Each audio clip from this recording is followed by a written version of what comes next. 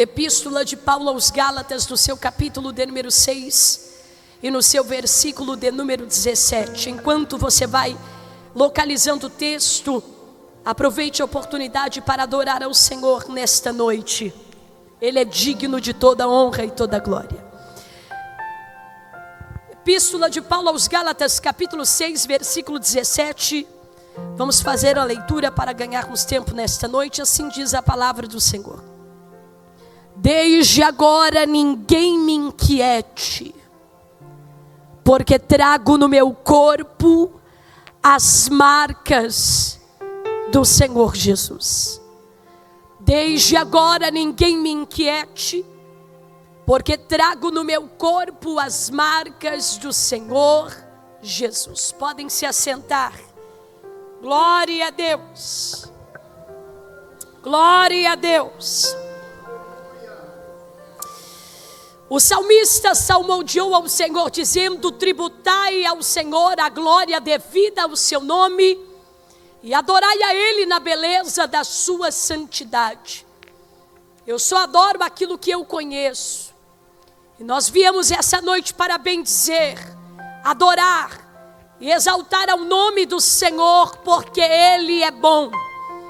Um grande homem de Deus disse: a Bíblia é a biblioteca do Espírito Santo. Ela é o mapa para o viajante, ela é a bússola para o navegante, ela é a espada para o soldado, ela é o cajado para o peregrino. E através do que está escrito nela, o céu se abre, o inferno se abala, porque a palavra de Deus é viva, é pura e é eficaz. Agora, em um dos seus provérbios disse: toda a palavra de Deus é pura e ela é escudo para todo aquele que nela crer. Nós estamos diante da palavra do Senhor, e a Bíblia diz que a voz do Senhor, ela é cheia de majestade.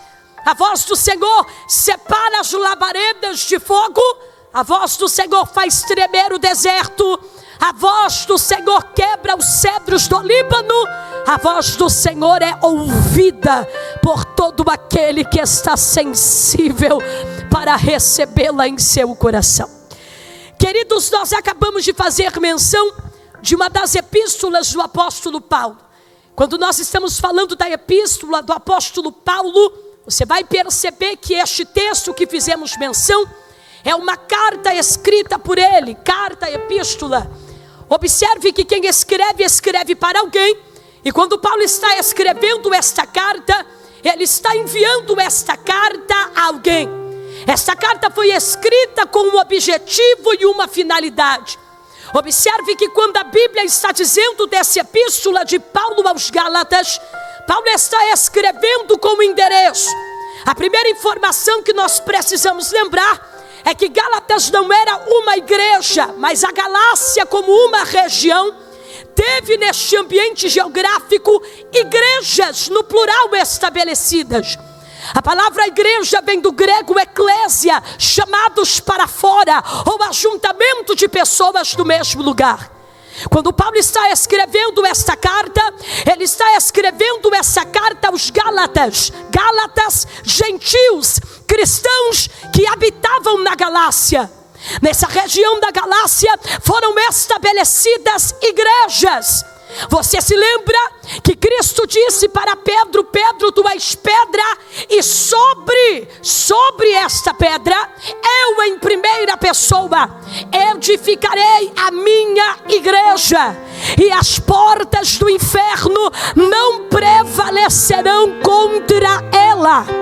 Observe que quando Paulo escreve, ele está escrevendo com um intuito e uma finalidade, que a mensagem escrita nessa epístola, nessa carta, seja entregue para a igreja. Quando você olha para esta epístola de Paulo aos Gálatas, você vai perceber que nessa região da Galácia foram estabelecidas 4 igrejas: Antioquia da Visídia, Icônio, Listra e Derbe. Então Paulo está falando para os cristãos. Paulo está, pelo poder da palavra, orientando a igreja. E por mais desafios que a igreja tivesse, Deus está inspirando Paulo para escrever aos Gálatas, para que eles fossem, pelo poder da palavra, orientados e alinhados na verdade do Evangelho. Quando Paulo escreve essa carta aos Gálatas, uma das finalidades que ele tem é defender o seu apostolado. Quem me ouve, diga amém. Quando Paulo escreve essa carta aos Gálatas, ele tem como finalidade defender o seu apostolado. Ele tem como finalidade 2, defender o Evangelho de Cristo. Ele tem como finalidade 3, falar sobre a ética cristã. Porque quando Paulo escreve aos Gálatas, os assuntos que são tratados nessa carta vão nos expor que a igreja estava enfrentando grandes desafios.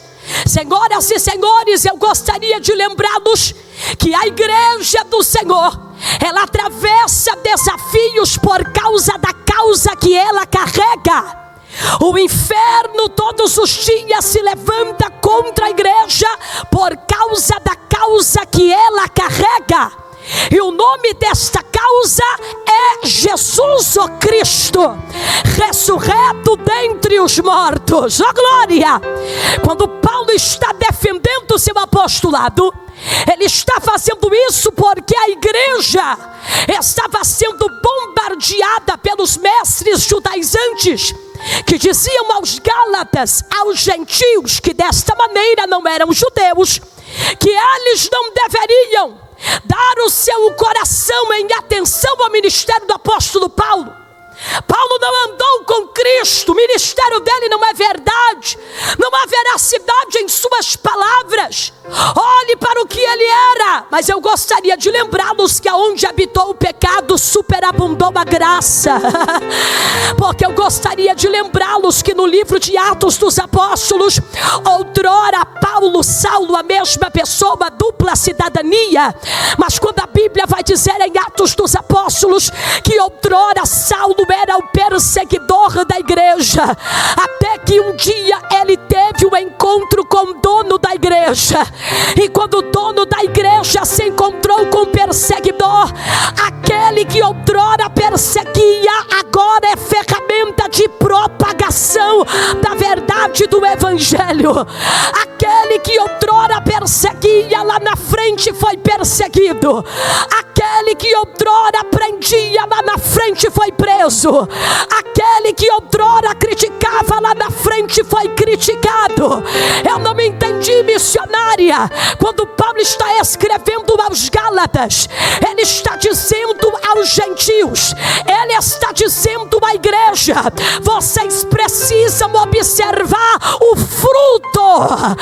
É sobre o fruto que nós estamos falando, não é sobre quem é sobre o fruto que este chamado dá. Paulo está defendendo o seu apostolado para dizer: vejam o que eu recebi, eu estou compartilhando com vocês. A verdade do Evangelho que vos prego não é algo aí que eu achei por aí, mas foi uma transformação genuína que eu vivi na minha história, na minha vida, de dentro para fora. A igreja estava sendo bombardeada pelos mestres judaizantes que queriam diante da igreja tirar escute, toda a veracidade e autoridade do apóstolo Paulo perante os Gálatas. Missionária, por que Paulo nessa epístola também vai defender o Evangelho de Cristo?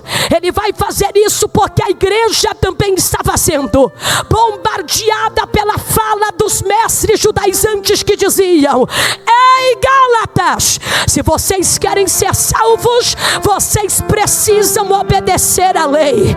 Se vocês querem receber a salvação, vocês precisam praticar a lei, a circuncisão.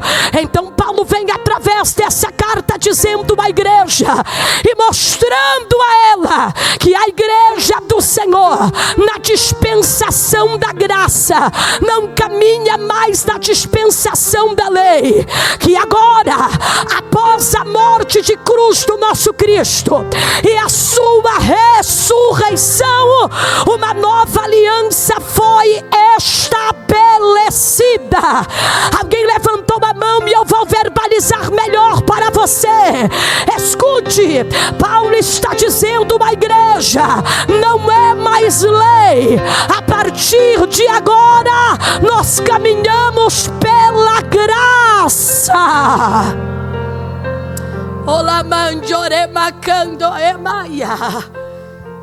Os mestres judaizantes diziam aos Gálatas, à igreja, aos cristãos: se vocês querem ser salvos, tem que obedecer à lei, passar pela circuncisão.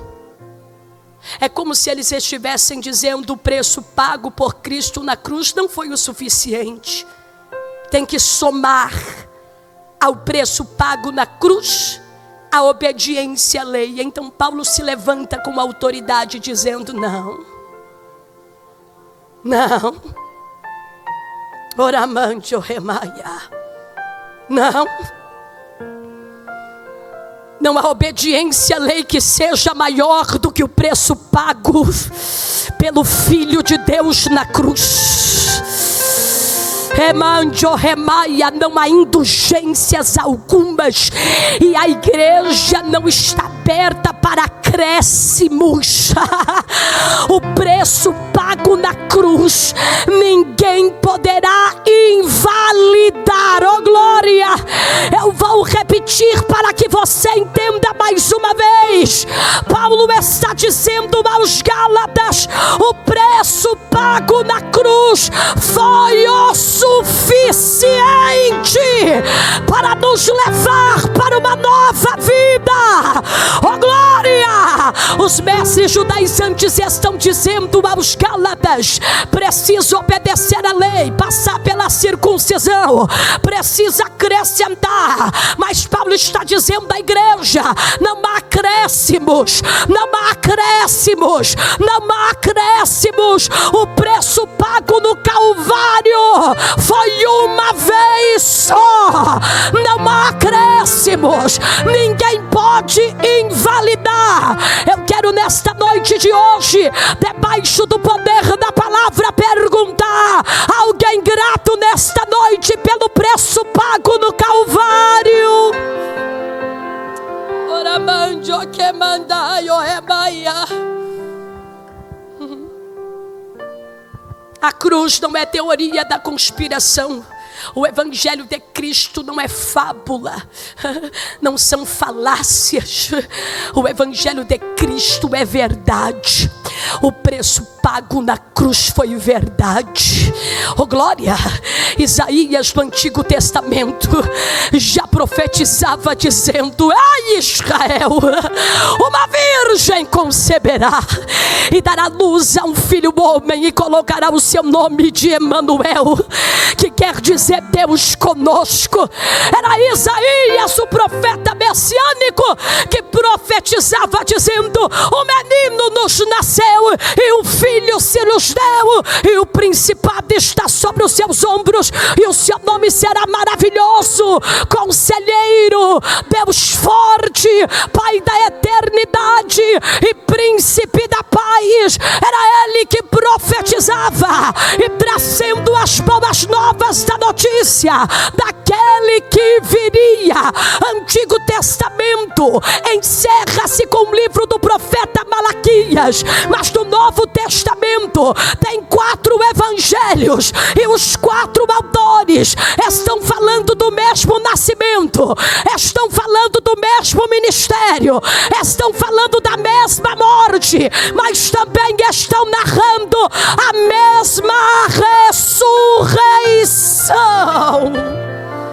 Elevante oremaia, decalamante oremaia.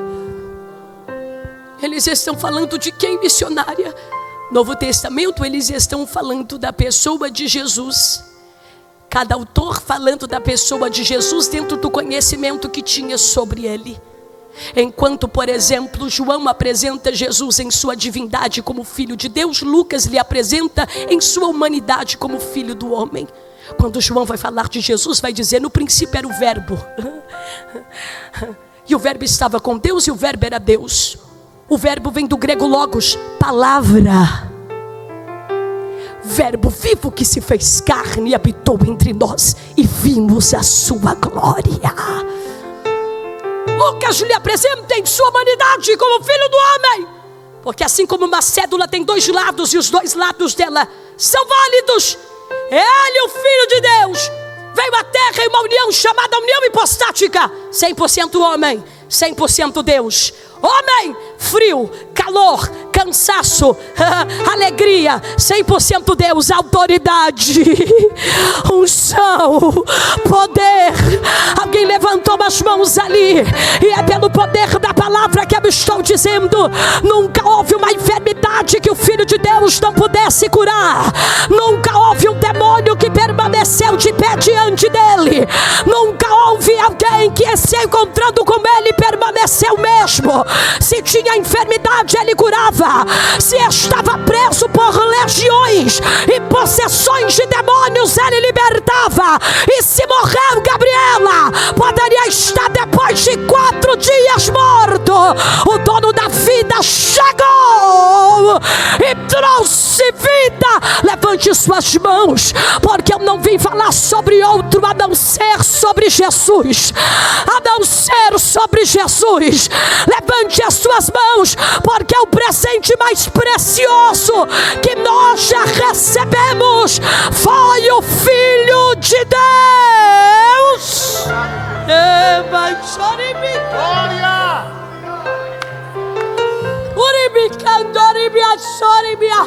Ele me cantará maia somia, ele é maia, que gale, aquele que disse para os seus: não se turbe o vosso coração, crê em Deus e também em mim. Na casa de meu pai há muitas moradas. Se não fosse assim, eu não teria dito: vou preparar-vos um lugar. Mas eu virei e vos levarei para mim mesmo. Quem é ele, missionária? É aquele que no livro do Apocalipse, o apóstolo João, quando estava exilado na ilha de Patmos, a Bíblia diz que João, narrando, disse: eu, João, achei-me na ilha de Patmos por causa da palavra, por causa do testemunho de Cristo. Eu fui tomada em espírito no dia do Senhor. Ouvi uma voz por detrás de mim, como som de trombeta. Virei-me para ver quem era, e quando eu olhei, eu vi 7 candeeiros de ouro.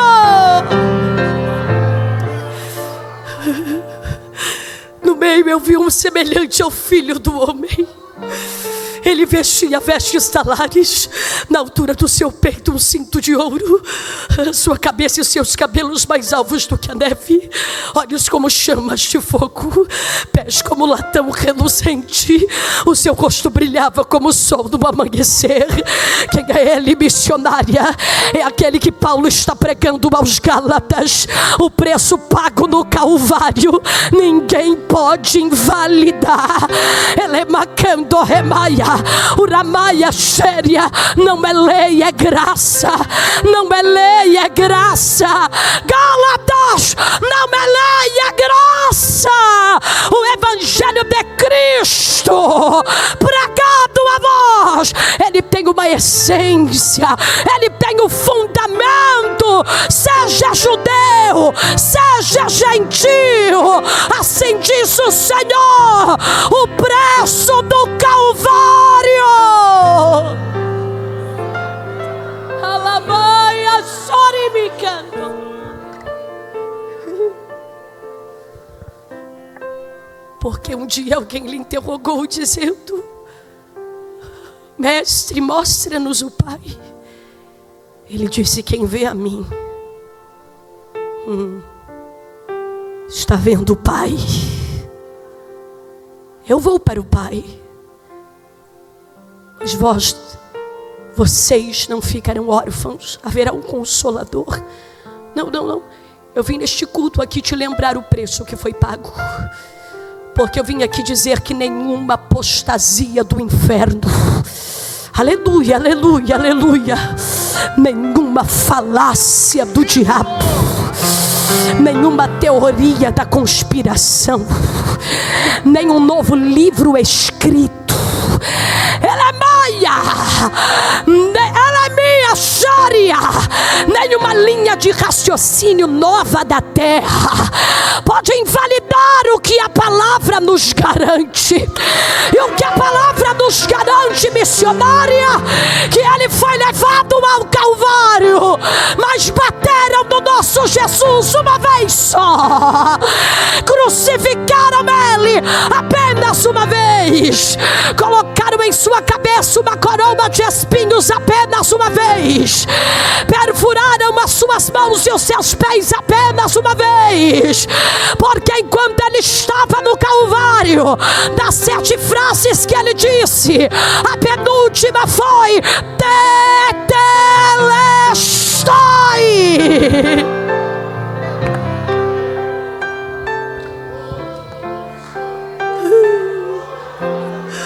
Está consumado.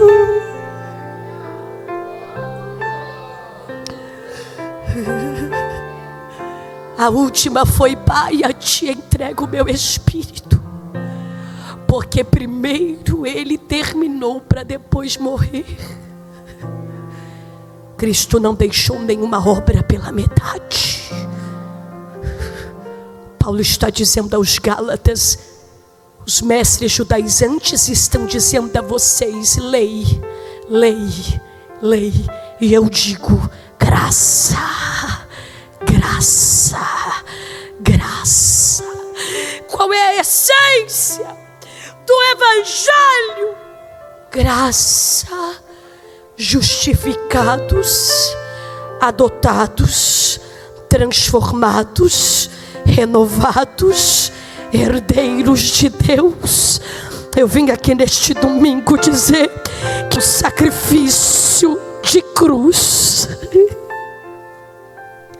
foi feito por amor, porque Deus amou o mundo de tal maneira que deu, não barganhou, não vendeu, não emprestou, ele deu o seu único filho, para que todo aquele que nele crê não pereça, mas tenha a vida eterna. A lei baseada nas obras, a graça baseada na fé. A lei nos protege, mas a graça nos centraliza em Cristo Jesus. A lei ensina, mas a graça nos garante a liberdade em Cristo. A lei nos coloca sobre maldição, mas a graça nos justifica pela fé.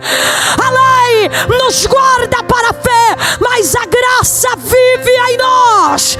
A lei nos mostra o caminho para Cristo, mas a graça nos adota como herdeiros. Alguém pode erguer as mãos e celebrar ao Senhor? Aleluia. Se não for te incomodar, diga para quem está ao seu lado: é graça. Diga: não é mérito, não é talento, é graça, é graça. É o favor imerecido que me alcançou, é o amor que me constrange. Mereço? Não. Ninguém chega lá porque merece, porque pode, porque é porque o preço pago na cruz do Calvário, o preço pago na cruz do Calvário nos deu a esperança de habitar com Ele na eternidade. Graça, a graça que alcança, a graça que constrange. Alguém levantou a mão ali atrás. Eu não estou falando, ela é minha joia. Eu não estou falando sobre méritos, eu estou falando sobre graça. Olha Paulo dizendo aos Gálatas: não é lei, a lei não produz salvação, é graça. justificados, alcançados, porque Ele morreu no Calvário, senhoras e senhores, mas ao terceiro dia a morte não pode lhe impedir. Eu não me entendi, Gabriela. Eu recebo de Deus autorização e com todo temor e tremor da palavra libero. Deus livre e guarde, mas se me acabar o fôlego de vida agora eu tombo. Se eu for ao primeiro cemitério à frente, ali estará enterrado sonhos, projetos, famílias. Olhe para cá, a Bíblia diz que após a morte não há ciência, não há indústria, mas eu estou falando do Filho de Deus. E se você pegar um avião e for para Israel, quando você chegar no túmulo dele, terá uma placa na porta dizendo: ele não está aqui.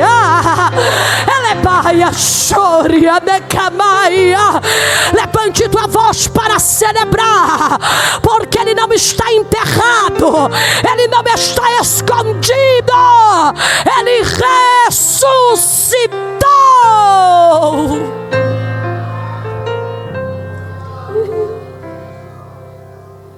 Olhe para quem está ao teu lado, de que em breve nós vamos vê-lo.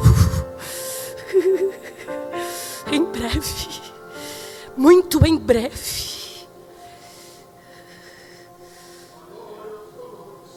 Indulgências, acréscimos. Lei, graça. Porque ele veio para o negro, para o branco, para o rico, para o pobre. Nos salvou, veio para os seus e os seus não o receberam, mas fomos enxertados na videira. Gentios, graça. Judeus, graça. Brasileiros, graça. Não é sobre você, é sobre Ele. Ouça o que eu vou te dizer.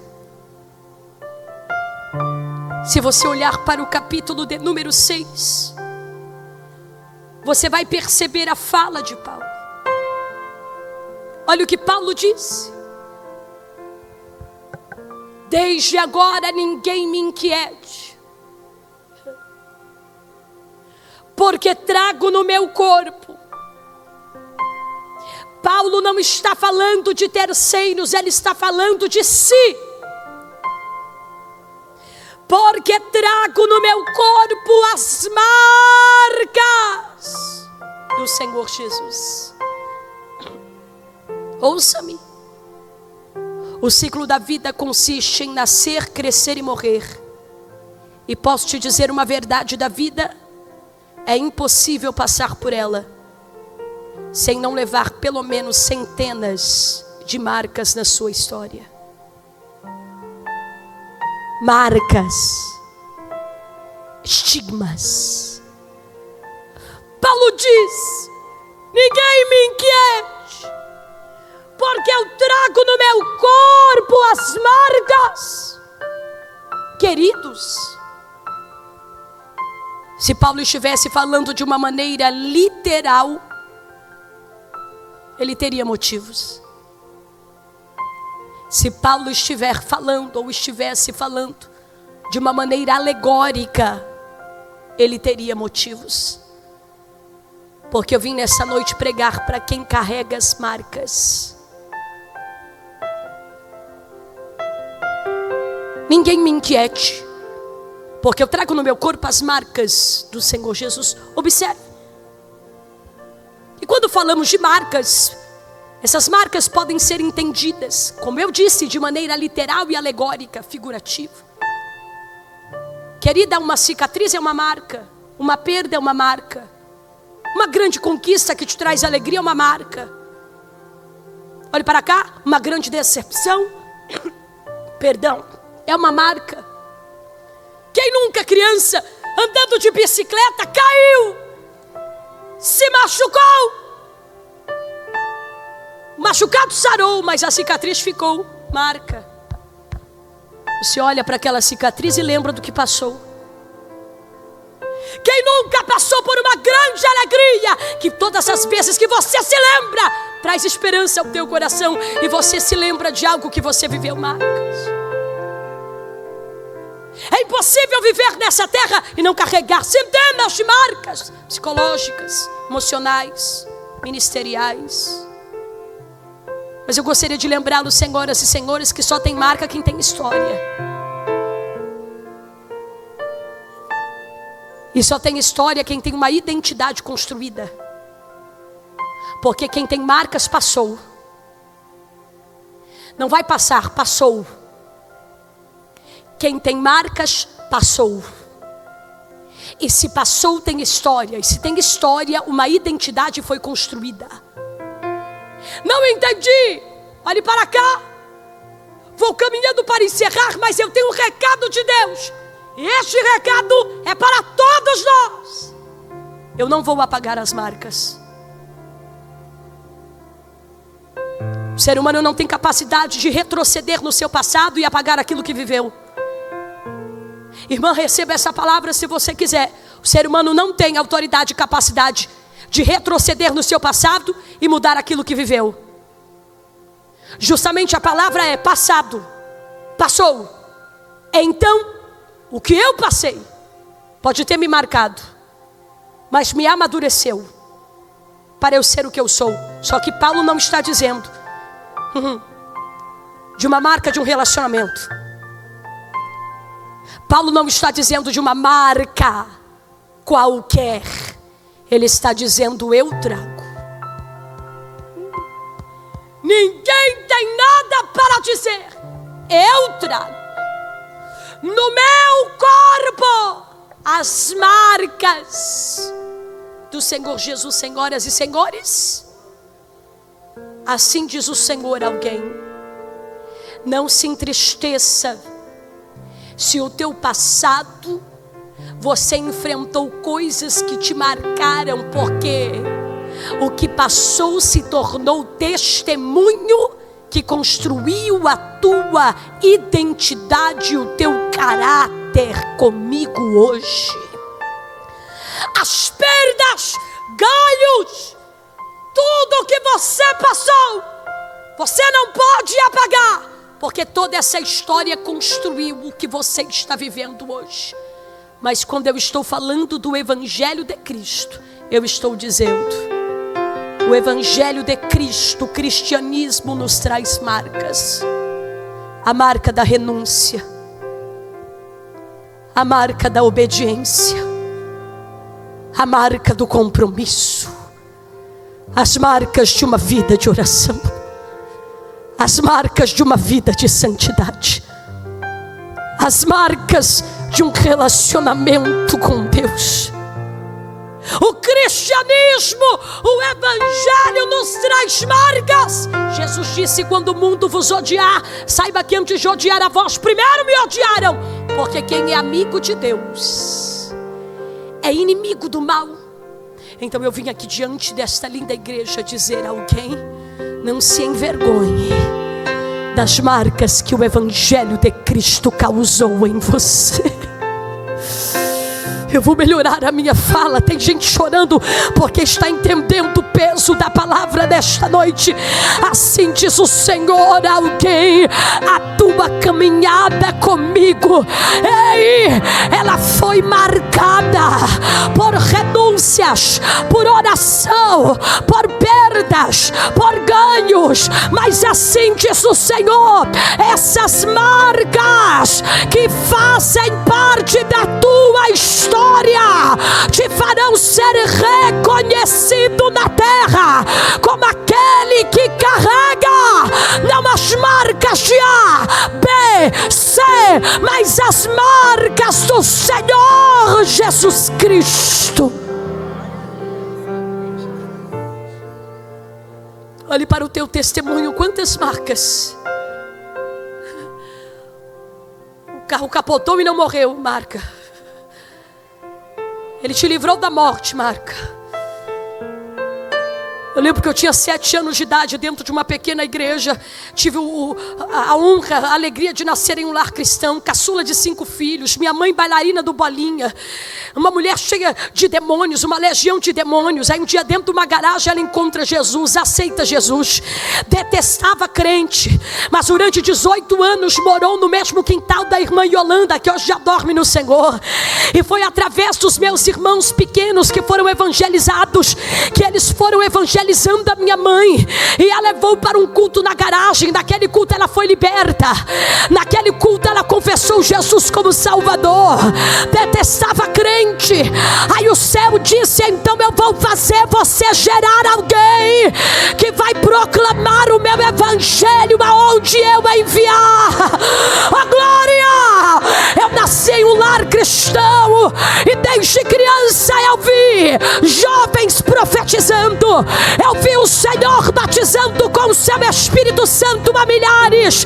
E quando eu tinha 7 anos, eu disse: eu quero ser selada pelo Espírito Santo. Eu morava numa casa de 2 cômodos, mas naquele dia o Espírito Santo começou a me tocar e marcar a minha história. Eu comecei a orar pela manhã. À noite eu fui cantar numa igreja, cantando como CD, que não era playback, cantando em cima da voz da cantora. Enquanto eu cantava, uma irmã com os cabelos brancos saiu lá de trás, tomada pelo Espírito Santo. Ela veio marchando na minha direção, marchando. Ela me abraçou e disse: filha,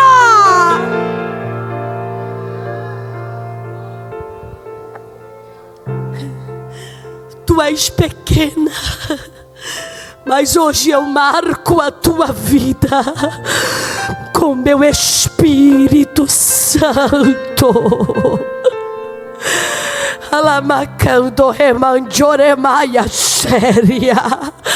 Marcados, marcas.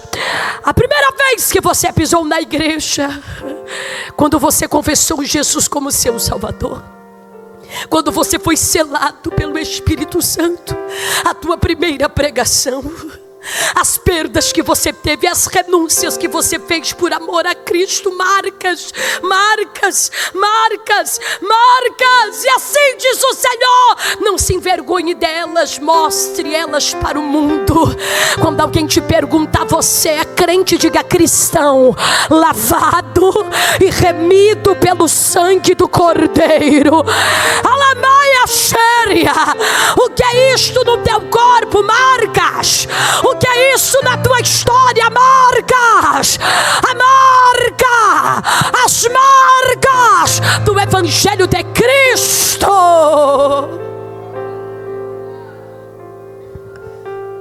Me perdoe chorar, mas não tem como falar de Jesus e não sentir a sua presença.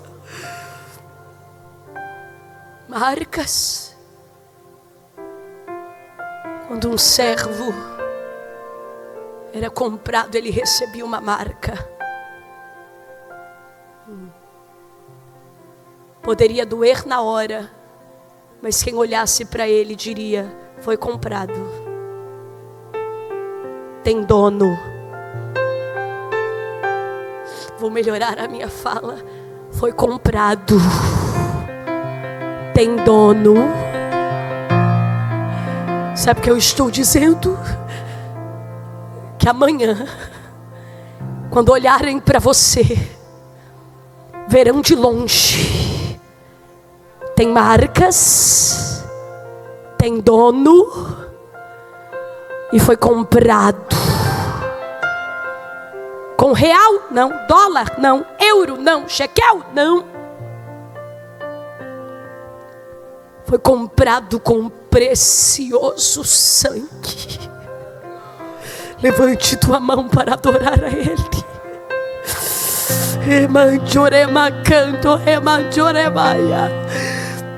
Você que é batizado com o Espírito Santo, você que é sensível à voz do Senhor, oh glória, oh glória, isso é barulho de quem carrega as marcas do Senhor Jesus. Essas marcas não são emblema de vergonha. Eu não me envergonho do Evangelho de Cristo. Ele é macandore manjore maia candore macanda la manjore calamaia. Oh glória! Eu trago em meu corpo.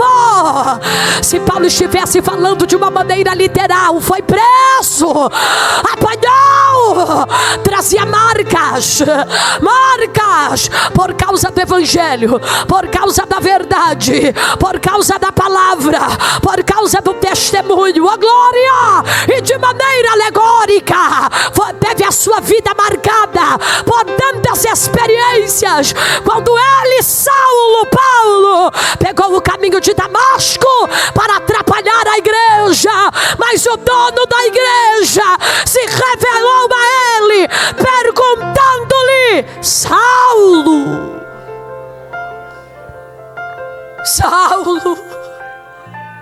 por que tu me persegues? Marcas. Eu estou profetizando que as marcas de Jesus em você vai trazer tantas pessoas diante do altar do Senhor. Alguém levantou a mão, eu vou encerrar. Mas eu tenho uma palavra de Deus aqui para liberar para alguém. Mostre as tuas marcas no teu trabalho. Mostre as marcas de Jesus em você, na tua faculdade. Mostre as marcas de Jesus em você, nas tuas redes sociais. Mostre as marcas de Jesus em você, no teu bairro. Quando perguntarem o que é isso, responda: marcas. De quem? De Cristo. É as marcas dele em mim. Eu não me envergonho. Eu não me envergonho. Eu não me envergonho. E a minha pergunta para esta linda igreja é: alguém aqui que não se envergonha de carregar as marcas do Senhor Jesus?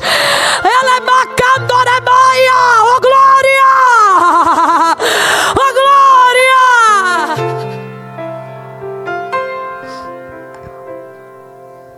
Eu trago